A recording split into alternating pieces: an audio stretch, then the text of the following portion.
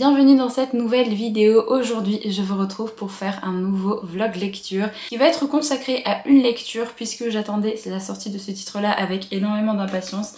Et cette lecture c'est donc Bloodguard de Ceci Robson qui sort aux éditions Korrigan. Il sort en librairie le 5 février, je ne sais pas si je vais poster cette vidéo avant ou après, donc je vous redis la date au cas où vous êtes intéressé par le roman. Je vous ai fait un petit unboxing sur Instagram. On a reçu une très chouette box de la part de la maison d'édition, donc si jamais vous voulez aller voir mon unboxing, n'hésitez pas, c'est sur mon Instagram. Pour vous montrer vite fait ce qu'on a reçu dans la box, mais je pense que vous verrez peut-être mieux au niveau du réel que j'ai pu filmer. Alors tout d'abord on a reçu un joli tote bag avec le titre du roman comme ça. Et alors on a reçu d'autres petites choses que j'ai mis à l'intérieur pour pouvoir venir vous les présenter. Alors on a reçu une carte de l'univers et ça je trouve ça vraiment trop bien parce que moi c'est le genre de truc que j'adore accrocher. Du coup je vais lui trouver une petite place. De toute façon il faut vraiment que je refasse un petit peu l'arrière de mon mur, il faut que je rachète des meubles également. Je ferai ça très certainement dans les semaines qui vont arriver parce que j'ai envie de faire un réaménagement en fait de ce coin là et du coup je trouverai une petite place très sympa pour cette carte. Ensuite on a reçu le petit communiqué de presse avec du coup le petit résumé, tout ça, et rien que le communiqué de presse je le trouve vraiment trop joli. Vraiment trop, les petites illustrations, les couleurs utilisées, donc le communiqué clairement je vais le garder aussi. Ensuite on a reçu deux autres petites choses. On a reçu une petite bougie avec le mot Bloodguard comme ça dessus. Et on a également reçu un petit porte-clés. Alors c'est ça que j'ai un peu peur que vous ne voyez pas trop en vidéo parce qu'il est transparent et il y a l'illustration de la couverture qui est dessus, mais j'ai un peu peur que vous ne voyez pas grand chose dans la vidéo. Voilà pour les petits goodies. Et ah oui, on a reçu également le petit marque-page. Je ne l'ai pas présenté directement parce qu'il était dans le roman vu que je suis actuellement en train de le lire, qui est vraiment trop joli aussi. J'utilise actuellement parce que j'ai commencé le roman hier soir. Alors je l'ai commencé vraiment tout doucement, hein. Je suis à la page 34 donc je vais pas pouvoir vous en dire grand chose. Franchement j'adore l'illustration du roman, je trouve vraiment que le roman est extrêmement beau. Voilà. Du coup sous la jaquette on a un petit relié qui est donc jaune avec des, pas des dorures vu que c'est pas doré, mais des petits trucs rouges comme ça. Et vous avez le dos qui est comme ça et l'arrière qui est comme ceci. Et du coup le jaspage se répète en fait en haut et en bas. Également des pages de garde, donc vous avez cette illustration là qui se répète également à la fin du roman. Et elle se répète également à l'arrière de la jaquette. Donc vous avez vraiment la grande illustration là derrière, qui est assez sanglante, mais en même temps je pense que ça représente plutôt bien le roman, vu qu'on va suivre vraiment un gladiateur et qu'on va suivre ses combats qu'il va faire dans l'arène. Donc je peux pas trop vous donner mon avis pour l'instant parce que j'ai à peine commencé le roman, comme je vous l'ai dit je suis à la page 34. Mais écoutez, c'est un livre qui me hypait énormément parce que j'avais l'impression qu'on allait partir dans un univers assez sombre, assez sanglant, et ça me rappelait un petit peu ma lecture du deuxième tome de la série Nevernight où on a un aspect un petit peu gladiateur où ça se passe dans une arène également. Donc comme j'ai beaucoup aimé la série Nevernight, ça fait partie de mes séries vraiment chouchou de tous les temps, je me suis dit que globalement j'allais bien aimer ce roman également. Du coup je mets quand même vachement d'attente sur ce titre là, j'espère vraiment que ça va me plaire. Alors je vais vous relire rapidement le résumé et moi je vous ferai un petit résumé avec ce que moi j'aurais lu un peu plus tard dans la vidéo. On nous dit: gladiateur sans pitié, Lace n'a qu'un objectif, remporter le titre de Bloodguard, accordé au dernier survivant de l'arène, et ainsi amasser suffisamment d'or pour soigner sa sœur malade. Mais après des années de participation à ces tournois sanguinaires, il a tout perdu, son espoir, son humanité. Il ne reste plus qu'un immense désir de vengeance. Lorsque Maeve, une elfe de sang royal, lui fait miroiter la victoire en échange de son aide pour monter sur le trône, Lace reste sur ses gardes. La princesse représente tout ce qui est exècre, l'opulence et les manigances d'une noblesse qui se joue de la misère pour son bon plaisir. Mais Maeve est si séduisante et progressivement ces deux êtres que tout sépare éprouvent un désir grandissant. Mais dans un royaume de secrets et de mensonges, l'amour est un luxe qui pourrait tout anéantir. Du coup voilà pour le petit résumé de ce titre là. Pour l'instant on démarre vraiment directement dans l'action parce que là je suis à la page 34 et le combat va commencer dans l'arène. Donc on a juste suivi nos personnages qui sont arrivés dans l'arène, donc on a suivi les autres gladiateurs plus Lace qui sont arrivés dans l'arène et en gros là ils vont combattre une sorte de dragon. De toute façon qu'il ne va y avoir qu'un seul survivant parmi les gladiateurs, donc soit c'est un gladiateur soit c'est le dragon en fait qui tue tout le monde. Ça pose plutôt bien les bases et ça démarre quand même sur quelque chose d'assez sombre et d'assez mouvementé. On va voir ce que ça va donner par la suite, mais vraiment je suis trop hypée par ce roman. Alors il est assez balèze hein, au niveau du nombre de pages, il fait 621 pages. Il est quand même assez gros, on dirait pas, mais en fait il est assez gros. Du coup ça va me prendre un petit peu de temps de lecture, mais je reviendrai soit demain soit après-demain pour vous faire mon premier update. Petit update dans ma lecture de Bloodguard, j'ai bien avancé hier puisque je suis arrivée à la page 200. Je suis arrivée à la page 210 au niveau du chapitre 22, ce qui correspond à tout ça. Écoutez, je trouve que ça se dévore. Au niveau du style d'écriture, je trouve que c'est un roman qui est quand même assez addictif. Il s'est passé déjà vachement de trucs depuis le début et du coup ça rend vraiment la lecture hyper haletante. Pour l'instant, mon avis est assez positif. Pour l'instant, j'aime vraiment bien ce que je lis, j'aime bien les personnages, j'aime vraiment bien la petite noirceur en fait du récit et j'aime également bien le côté un petit peu intrigue politique on va dire, puisque en fait on a deux points de vue dans le roman. On a le point de vue de Lys qui est donc un gladiateur. Alors ce qu'il faut savoir dans cette histoire, c'est que vous n'avez pas forcément des gladiateurs esclaves comme on peut retrouver par exemple dans d'autres titres assez connus, dans des films connus, etc. C'est pas des esclaves. Là c'est des personnes qui ont signé un contrat pour combattre dans des arènes et notamment pour gagner pas mal d'argent. Je comprends que Lys c'est exactement ce qu'il a fait vu que il voulait gagner pas mal d'argent pour envoyer à sa famille et notamment à sa sœur. Apparemment est souffrante mais on sait pas non plus encore beaucoup de choses sur elle. Donc en fait il envoie tous ses gains de gladiateur et de récompenses de victoire à chaque fois à sa famille et notamment à sa sœur. On sait qu'il a deux sœurs. Mais c'est tout, c'est quand même assez flou au niveau de sa famille. Donc voilà pourquoi il a choisi en fait de faire ça pour avoir pas mal d'argent. Et alors vous avez un titre de Bloodguard, c'est-à-dire le titre un petit peu ultime des gladiateurs. Si vous gagnez un certain nombre de combats, vous finissez par devenir Bloodguard. Et qu'à partir de ce moment-là, vous avez une certaine reconnaissance en fait du pays, des gens qui sont à la tête de ce pays. Vous avez pas mal de richesses, vous avez une jolie maison, ce genre de choses. Donc son but bien évidemment c'est de devenir Bloodguard pour avoir pas mal d'argent pour continuer en fait à envoyer à sa sœur et pour mettre sa famille à l'abri. Et on comprend au tout début de l'histoire qu'il ne lui reste plus que 4 combats à faire avant de devenir Bloodguard. Ce qui fait que ça amène une certaine tension au niveau du récit parce qu'il est vraiment à deux doigts de terminer ce côté-là, de terminer sa vie de gladiateur, les combats dans les arènes et vraiment tous les traumatismes en fait qu'il a depuis qu'il a commencé à faire ça. Il a vu énormément de personnes mourir, il a essayé de quasiment pas s'attacher à qui que ce soit depuis le temps qu'il est devenu gladiateur parce que les personnes meurent extrêmement facilement dans l'arène. On comprend qu'au tout début du livre, il va justement faire un combat avec quelqu'un qu'il apprécie, quelqu'un qui l'a un petit peu pris sous son aile depuis pas mal de temps, qui s'appelle Sullivan, et donc ils vont combattre tous les deux côte à côte. Comme je vous le disais la dernière fois, c'est un combat qui commence assez brutalement puisqu'il va y avoir un dragon qui va être amené dans l'arène et en gros vous allez avoir plusieurs gladiateurs, il me semble que c'est une dizaine, et ils vont tous devoir combattre le dragon, sauf qu'il ne va y avoir qu'un seul vainqueur. Donc soit c'est le dragon qui tue tout le monde, soit il n'y a qu'un seul gladiateur. Donc forcément c'est un combat assez compliqué. Il faut savoir également c'est qu'on est dans cet univers de fantasy où vous allez retrouver pas mal de créatures. Alors je trouve qu'on a un petit côté old fantasy parce qu'on a justement la présence d'elfes, de nains, d'orques. Vous avez vraiment des créatures qu'on a l'habitude de voir en fait dans la vieille fantasy qui vont être amenées là-dedans, mais ça n'amène pas un côté non plus trop vieillot en fait à ce titre-là. C'est juste que voilà, il y a des personnes qui sont juste des nains, des personnes qui sont juste des elfes et qui évoluent tranquillement en fait dans cette société-là. Et vous avez également de la magie, donc on va découvrir notamment certaines capacités de certaines personnes grâce au combat qu'on va suivre en fait de notre personnage. Il y a des personnes qui sont capables de faire tomber la foudre, capables de jouer avec de l'eau, avec du feu, ce genre de choses. Donc on a vraiment plein de côtés de l'univers qu'on découvre au fur et à mesure. Donc un petit peu de tout, il y a pas mal d'espèces différentes. Et le rythme est assez haletant parce que justement on va suivre les combats de Lys jusqu'à sa potentielle victoire en tant que Bloodguard, ça on ne le sait pas encore. Et d'un autre côté vous avez un autre point de vue qui est le personnage de Maeve, qui est donc une elfe.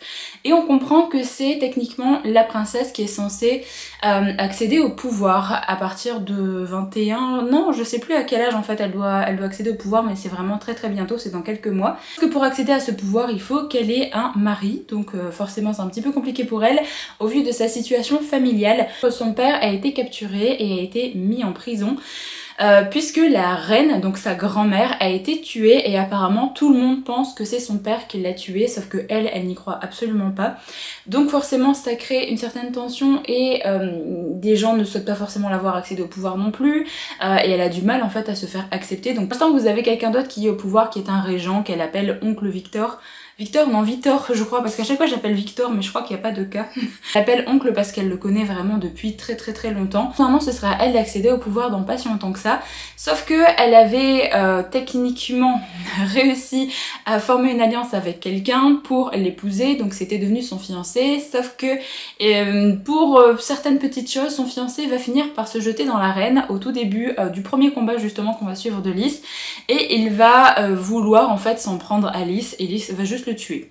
Donc son fiancé va mourir extrêmement vite là dans ce tome là, et donc elle se dit une fois que quelqu'un a atteint le statut de Bloodguard, il est un petit peu parmi les nobles au final, il a vraiment une place dans la société qui est assez importante, donc elle se dit si jamais je me marie avec un Bloodguard, eh bien je vais pouvoir accéder à mon rôle de reine et je vais enfin pouvoir changer les choses, et elle tout ce qu'elle veut c'est arrêter justement cette barbarie qu'il y a dans les arènes et arrêter ces combats vraiment horribles qui tuent énormément de personnes, notamment des personnes qui sont dans le besoin, puisque c'est ces personnes-là qui signent du coup ces fameux contrats. Elle souhaite vraiment mettre fin à ça, et donc c'est principalement pour ça qu'elle souhaite devenir reine.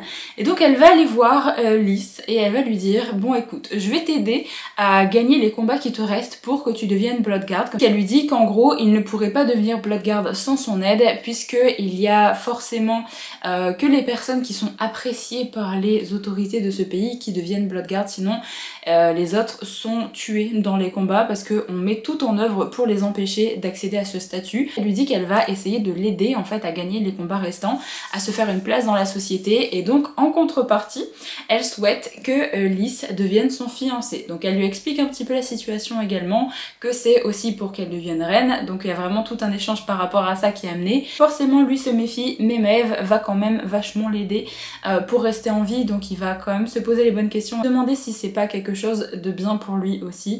Donc on va suivre un petit peu cette histoire, donc il y a une sorte de promesse de mariage arrangé là-dedans. Alors pour l'instant je trouve que on n'a pas trop le côté romantasy parce que on est dans un univers assez sombre, assez brutal, et je trouve qu'on est vraiment fantasy pour l'instant. Je pense que le côté romantasy va arriver peut-être dans la deuxième partie du roman, mais en tout cas j'aime vraiment beaucoup parce que on a ce côté vraiment assez addictif avec pas mal d'action, on découvre pas mal de choses avec Lys au fur et à mesure des combats, et on a ce côté plus un peu politique on va dire avec Maeve, qu'elle va assister au conseil du pays, elle va essayer de voir un petit peu ce qui se passe avec les tensions avec les autres pays aux alentours, ce genre de choses, donc on a un côté un peu plus politique. Je trouve que les deux POV sont vraiment intéressants à suivre, on n'est pas du tout sur la même dynamique à chaque fois, que Lys est assez brute de décoffrage aussi, pas du tout le même caractère, donc c'est assez chouette également d'avoir une différence comme ça de point de vue. Donc pour l'instant franchement j'aime trop mes lectures, je suis arrivée à 200 pages et comme je vous l'ai dit ça se dévore, donc je pense que je vais continuer ça tranquillement là aujourd'hui parce que j'ai pas envie de le faire traîner. Je sais pas si je vais relire 200 pages aujourd'hui, je vous avoue que ça dépend également si ça va rester addictif tout au long du récit ou alors s'il va y avoir un petit moment de creux comme souvent il y a au niveau du milieu du récit. Le livre fait quand même 620 pages donc je pense qu'on n'aura pas forcément le côté addictif comme ça tout le temps. Encore pas mal de combats à suivre avec Lys, donc je pense que ça va quand même être assez addictif. D'ailleurs là on a suivi un autre combat avec lui et je m'attendais pas du tout à ce genre de combat, c'est pour ça que je vous dis qu'on va découvrir la magie vraiment au fur et à mesure du récit, parce que là dans son deuxième combat on découvre en fait les capacités de certaines personnes et je m'attendais pas du tout à ce genre de combat, donc j'ai été agréablement surprise. Du coup voilà, pour l'instant franchement c'est une très chouette découverte, j'aime vraiment bien les personnages, je trouve que ça se lit bien. Alors on n'a pas forcément encore beaucoup d'informations sur les autres pays et sur le reste du world building, mais soit on est que sur les 200 premières pages, donc ça je pense qu'on aura plus d'informations par la suite.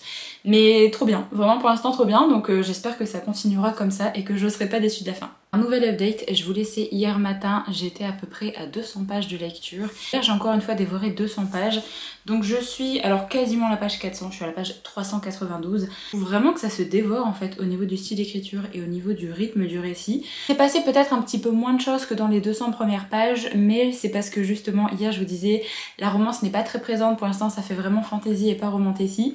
Là c'est bon, la romance est arrivée, il y a eu des petites tensions entre les deux personnages, etc. Donc la romance est vraiment bien arrivée et j'aime plutôt bien la romance entre les deux persos. Je trouve qu'elle s'est mise en place de façon assez naturelle et ça fait plaisir à voir. J'aime bien les événements qui se sont déroulés ici. Alors je trouve qu'on a plus été sur le côté un petit peu manigance, un peu politique, vraiment tout ce qui touche à Maeve principalement. Du coup c'était assez intéressant parce que vraiment au début on était un peu plus avec les gladiateurs, avec la vie de Lys, avec voilà tout ce qu'il a pu endurer, etc. Là on a eu un petit peu plus d'informations sur Maëve et sur justement le fait qu'elle souhaite retrouver le trône qui appartient de base à sa famille et tout ce qu'elle compte faire en fait pour y arriver. Il y a eu également un petit twist là, ça fait 50 pages que ça s'est passé. Clairement que ça va avoir une certaine importance pour la fin du roman, donc les 200 pages qui me restent.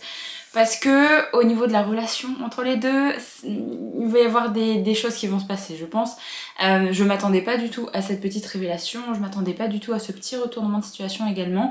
Et là, en plus de ça, on va dire qu'il y a un personnage que je n'aime absolument pas, qui est le personnage de Soro, qui est donc techniquement le fils du régent qui dirige du coup le pays pour l'instant à la place de Maëve, et qui est vraiment horrible. Vraiment, c'est lui qui organise les jeux, c'est lui qui met en place vraiment toute cette barbarie en fait qu'on peut retrouver au niveau des arènes. Alors on a eu quelques explications sur le fait qu'il est devenu un petit peu comme ça à cause un peu de son père aussi, mais vraiment c'est un personnage que je déteste. Et là justement il y a eu un passage avec Maëve et lui et je me dis vraiment il cache quelque chose, vraiment il y a quelque chose qui va se passer avec ce personnage là, c'est obligé, mais je sais pas encore quoi.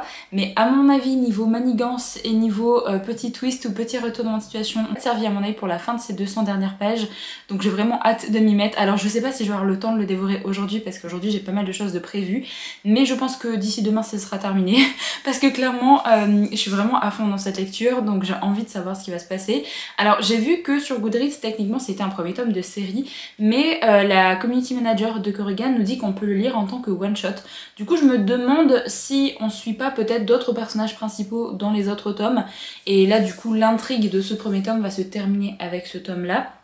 Je sais pas trop parce que vu que j'ai pas lu la fin pour l'instant je peux pas vous dire, donc je vous dirai si vraiment il y a une sorte de gros cliffhanger ou quoi que ce soit, ou alors si vraiment on a vraiment ce besoin de lire la suite assez rapidement. Vu que la suite n'est pas encore sortie en anglais, je sais que certaines personnes n'aiment pas commencer une série où il y a vraiment des gros cliffhangers sans avoir la suite sous la main, donc là si jamais c'est pas le cas c'est plutôt chouette parce qu'on peut dévorer le premier tome et après attendre tranquillement les autres tomes qui vont être dans le même univers, peut-être avec d'autres personnages, je sais pas.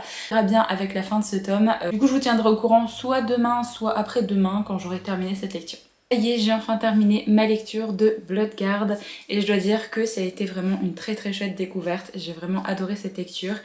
C'est pas un coup de cœur parce qu'il y a eu deux petites choses qui m'ont un petit peu dérangée, je vous en parle juste après. Mais je voulais vraiment vous dire que, comme l'a dit la community manager de Corrigan, vous pouvez clairement lire ce livre-là en tant que one shot. Au vu de la fin en fait de ce titre-là, alors ça amène des possibilités pour les tomes suivants dans cet univers-là, mais on a quand même une fin un petit peu à l'intrigue, une fin à ce qui se passe en fait là dans ce premier tome. Du coup c'est assez chouette par rapport à ça, et on n'a pas vraiment ce gros cliffhanger où on a absolument besoin de lire la suite directement. Donc si jamais vous voulez découvrir ce titre là en sachant que la suite n'est pas encore sortie en anglais, je trouve ça plutôt pas mal parce que voilà, on pourra lire tranquillement la suite quand ça arrivera et on n'est pas vraiment dans cette attente horrible, donc ça c'est cool. Alors j'ai vraiment adoré l'ambiance globale de ce récit, j'ai vraiment trouvé que c'était un livre qui se dévorait au vu de ses 620 pages. Je trouve que vraiment ça se lit extrêmement bien, le style d'écriture est assez fluide et on est globalement bien dans l'univers, je trouve. Globalement pourquoi c'est pas un coup de cœur ce titre là, je pense que c'est juste que comme l'autrice a justement voulu faire en sorte que ce roman puisse se lire comme un one shot, les événements se sont passés assez rapidement je trouve au niveau de la deuxième partie du roman. On va dire après les 300 premières pages, il y a pas mal de choses qui arrivent, on s'ennuie pas, clairement ça donne un rythme très sympa au récit, mais j'ai trouvé que du coup c'était peut-être pas assez développé et peut-être pas assez décrit à certains moments. Je pense par exemple au niveau de l'intrigue politique ou également par rapport à certaines choses qui touchent la magie en fait qui est présente dans cet univers là. On a eu quelques informations et j'ai trouvé que c'était très vite amené, très vite on dit bah voilà c'est à cause de ça qu'il s'est passé ça et on passe à autre chose.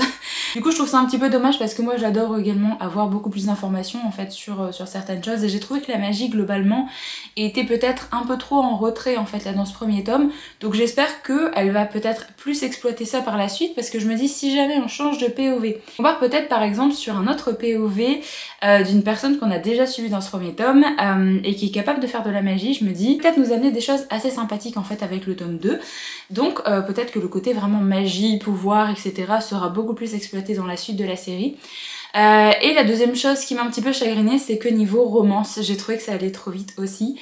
En soi, j'ai trouvé que les 200 premières pages, c'était assez chouette parce que la romance n'était pas tant présente que ça, c'est juste des personnages qui apprenaient à se connaître, on avait quelques petites tensions par-ci par-là, et en fait j'ai l'impression qu'une fois que les personnages se sont rapprochés, c'était directement je t'aime, je veux tout faire pour toi, etc.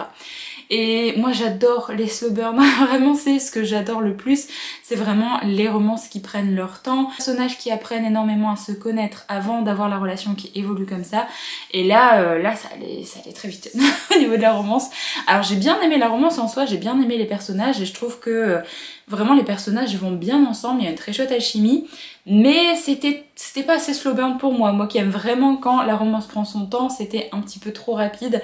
Je me dis que peut-être si on a d'autres personnages principaux dans le tome 2, on aurait peut-être plus une romance slow burn, parce que j'ai vraiment des doutes par rapport aux personnages qu'on pourrait suivre dans la suite, mais je me dis qu'au vu de la situation de ce personnage, il y aurait moyen d'avoir un très joli slow burn, donc on sait jamais ce qui va arriver dans la suite, mais en tout cas je lirai la suite avec plaisir. Vraiment cette ambiance gladiateur, arène, combat, mais dans un milieu de fantasy avec vraiment pas mal de créatures, on a encore des créatures qui nous sont amenées jusqu'à la fin du roman. J'ai vraiment trouvé ça chouette et j'ai vraiment beaucoup aimé l'ambiance. Assez contente de l'avoir sorti directement de la pile à lire parce que c'est un roman qui me hypait énormément. Je trouve qu'on a un côté sombre dans le roman, mais on n'a pas le côté autant sombre que dans Nevernight par exemple. Je trouve que globalement la série Nevernight est beaucoup plus dark que ce qui va se passer ici. Alors tout ce qui se passe par rapport au combat, par rapport aux arènes, c'est quand même assez sanglant, il y a vraiment beaucoup de trigger warning par rapport à ça, hein. Si vous n'aimez pas les descriptions de blessures, les morts, etc., c'est pas fait pour vous, hein, clairement, parce qu'il y en a beaucoup quand même dans les combats, mais on n'a pas ce côté vraiment sombre dans la totalité de l'ambiance, vous voyez, parce que vraiment Nevernight c'est vraiment ça le plus également, c'est qu'on a vraiment un côté sombre pendant les 3 tomes, et là en fait on n'a pas forcément ce côté là, parce qu'une fois que les combats sont finis et qu'on part par exemple dans les intrigues un petit peu politiques, tout ça, on n'a pas forcément ce ressenti là. J'ai quand même bien aimé les passages en dehors de l'arène parce que ça nous a permis justement d'avoir un petit peu plus de lore par rapport au pays, par rapport à ce qui se passe également dans les autres pays aux alentours. C'était vraiment chouette d'avoir les deux points de vue. Donc voilà pour ma petite découverte pour Bloodguard. N'hésitez pas à me dire si c'est un titre qui peut vous intéresser, n'hésitez pas à me faire vos retours dans les commentaires si jamais vous comptez le lire assez rapidement. N'hésitez pas à revenir ici pour me dire ce que vous allez en penser. Bon du coup moi j'en ai terminé avec cette vidéo, c'était une petite vidéo bonus par rapport à ce titre là parce que j'avais très envie de le lire et de faire une petite vidéo sur ça. Je vous retrouve dès mardi pour une prochaine vidéo sur la chaîne, donc en attendant prenez soin de vous.